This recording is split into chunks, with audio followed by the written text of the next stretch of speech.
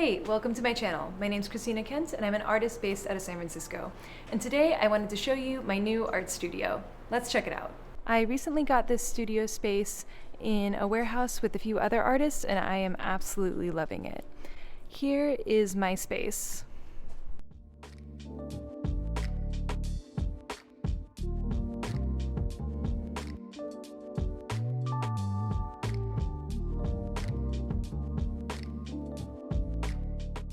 So as we come into the studio, the first area is kind of my tool shop. I have a lot of tools for packing paintings, for framing them, getting them ready to either go to galleries or to ship out to collectors.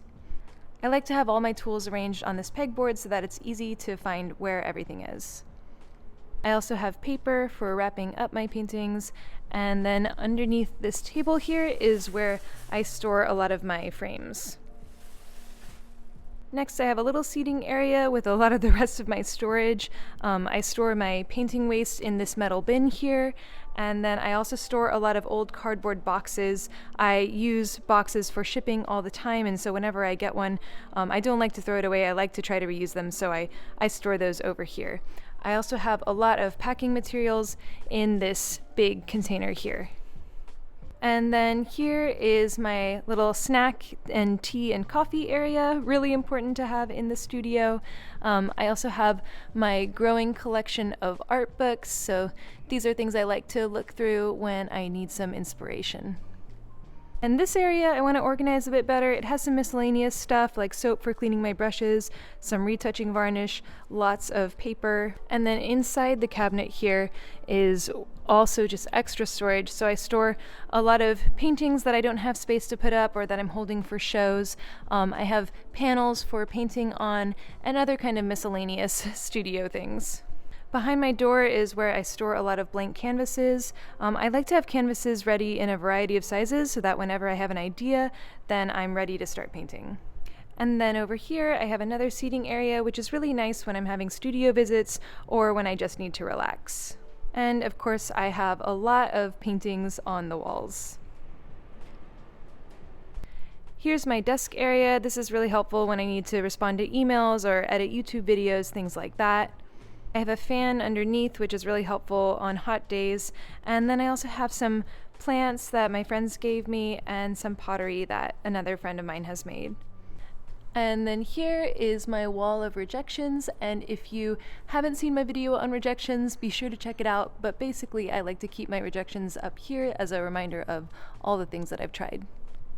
And here is my main painting area. So I love this studio because it has a lot of natural light, which is great, but these are south-facing windows, so sometimes the light is really strong for my painting. So I have these curtains up to kind of diffuse the light a bit, and then also I have two large photography lights that help me get an even amount of lighting on my canvas. And this is my easel setup, so it's an adjustable easel that allows for some pretty big canvases, but also small ones too. And attached to my easel, I have my iPad holder, which I like to use when I'm painting from a photo reference. And then here I have my extra large palette, which I just put together for mixing lots and lots of paint. I have a big glass sheet on this table, and then I have different paints and painting supplies beneath it here that are easy access. And then back over here, I have some storage of painting supplies. So I have brushes of lots of different sizes, depending on the paintings that I'm working on, some Gamsol. And then in these containers here is where I store a lot of extra paints. Some of these colors are colors that I got for workshops, but I don't use very often. Some of these are different types of paint, so this is where I store my acrylic gouache. This is my charcoal drawing kit. And then down here I have refills of the paints that I use a lot of, like ultramarine blue, titanium white, and Naples yellow. And I even have this area for storing wet paintings that are done on thin panels. So I store them here so they can dry without getting too much dust on them. Thank you so much for watching. I hope you liked this video and enjoyed seeing my new space. For me, it has been so exciting to go from painting in my living room for many years to now having this large studio space where I can really start to work on bigger paintings and have just so much more room for all of my creative projects. That being said, you don't need a studio like this to make beautiful art, and I was painting for a really long time just in the corner of my living room, so it can be done, but it's definitely really nice to have all this space.